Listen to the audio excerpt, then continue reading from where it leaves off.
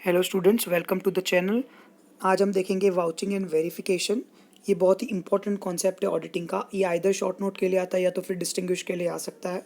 सो vouching और verification का एक ही डिफरेंस है, याद रखो। अगर कोई चीज़ का चेकिंग करना है, ट्रांजैक्शंस का चेक करना है, और अगर वो प्रॉफिट एंड लॉस वाला आइटम है तो हम उसको वाउचिंग बोलेंगे। अगर वो बैलेंस शीट का आइटम है तो उसे हम वेरिफिकेशन बोलेंगे। So vouching is an examination of transactions, जो छोटे मोटे transaction profit and loss items में होते हैं वो ट्रांजैक्शंस। वाइल वेरिफिकेशन में हम एग्जामिनेशन करेंगे किस चीज़ का, बैलेंस शीट आइटम्स का। तो वहाँ पे checking of balance sheet items होगी। वाउचिंग में हम डॉक्यूमेंट्री एविडेंस इज इनफ, मतलब सिर्फ डॉक्यूमेंट्स, इनवॉइस, बिल्स रहेगा वो इनफ है।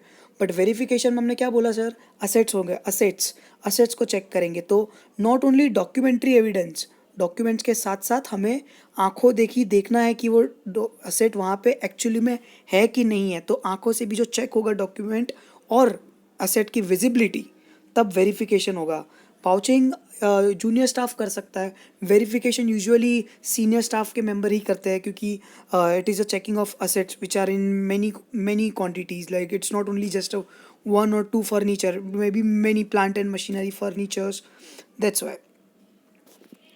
सो अगर डिस्टिंग्विश भी आया तो भी आप पहले 5 पॉइंट जो मैंने लिखा है या प्रेफर कर लेना। मैं नोट्स की लिंक दे दूंगा डिस्क्रिप्शन में। हाउ टू वाउच, मतलब अब वाउचिंग कैसे करेंगे, इसके लिए मैंने 5 पॉइंट बनाया है। VOUCH। So V stands for vouchers.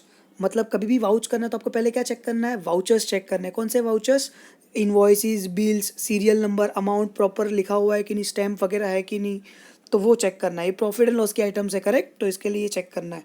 O stand for occurred, मतलब वो जो ट्रांजेक्शन हुआ है, जो जो इनवॉइस या बिल है, वो करंट पीरियड का ही है, या तो फिर ऐसा नहीं आप पास्ट का अभी लेकर बैठ गए हो, नहीं, करंट ईयर का ही होना चाहिए। यू स्टैंड्स फॉर अंडरस्टैंडिंग, आपको एक अंडरस्टैंडिंग होनी चाहिए ICS की। ICS मतलब क्या, जो इंटरनल कंट्रोल सिस्टम बोलते हैं। इंटरनल कंट्रोल सिस्टम यानी कि अपने वहाँ जगह में CCTV कैमरास जो फिट हुए हैं, ट्यूबलाइट्स है, या जो जो मतलब इंटरनली अंदर कंट्रोल जो हैंडल करते हैं सिस्टम को, वो चीज़ों को ध्यान में रखना है। तो उनका अंडरस्टैंडिंग आपको नॉलेज होना चाहिए। Check with C stands for capital and revenue items, मतलब जो बड़े बड़े ट्रांजेक्ट आइटम्स है उसको आप कैपिटल में रिकॉर्ड करो। रेवेन्यू मतलब जो डे टू डे एक्सपेंसेस होते हैं वो रेवेन्यू आइटम्स।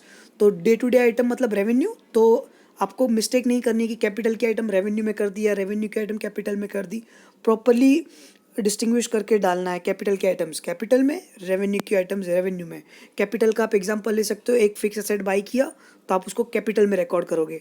आपने आपने टी एक्सपेंसेस किया, टी चाय कॉफ़ी के एक्सपेंसेस, तो आप उसको रेवेन्यू में लिखोगे।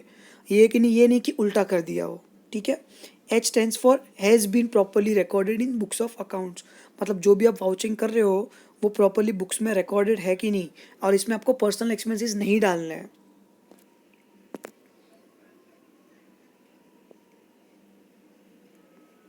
ये हो गया vouching and verification. Next lecture में हम वाउचिंग एंड वेरिफिकेशन में how to verify assets and liabilities देखेंगे। Thank you.